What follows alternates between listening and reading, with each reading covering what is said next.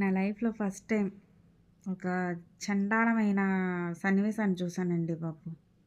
అసలెంత చండాలం అంటే, ఈరోజు పాపకి బాక్స్ ఇద్దామని ఎళ్ళొచ్చేసరికి మధ్యాహ్నం టైంలో అసలు ఇద్దరు వాళ్ళకి పట్టమని 21, 22 ఉంటాయేమో అంతే.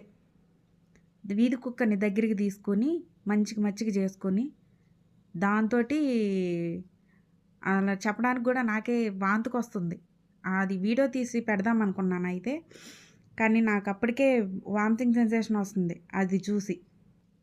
ఏం దౌర్భాగ్యం రా నాకసలు అర్థం అవ్వట్లేదు.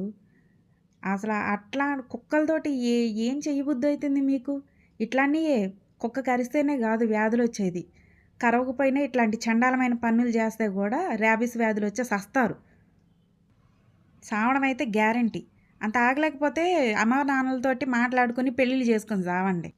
అంతేగాని ఇట్లాంటి పనికిమాలినయి మాత్రం జేయబాకండి అస్సలు. నాకు చెప్పడానికి నాకే చికాకు పుడుతుంది అది చూసి. వామిటింగొచ్చింది నాకైతే అది జూసి. ఏం దరిద్రంరా ఇది నాకర్థం అవ్వట్లేదు. అంత ఉండలేనన్నప్పుడు మీ అమ్మా, నాన్నలతోటి మాట్లాడుకొని పెళ్ళిళ్ళు జేసుకొని తగలాడండి. వాళ్ళకి మళ్ళీ మూతి మీద మీసాలు రాలేదు. పట్టుమని 20 సంవత్సరాలుంటే అంతకు మించి ఎక్కువేముండవు. లేనిపోయిన రోగాలు ఆడపిల్లల్ని చేసి చంపి దబ్బారు.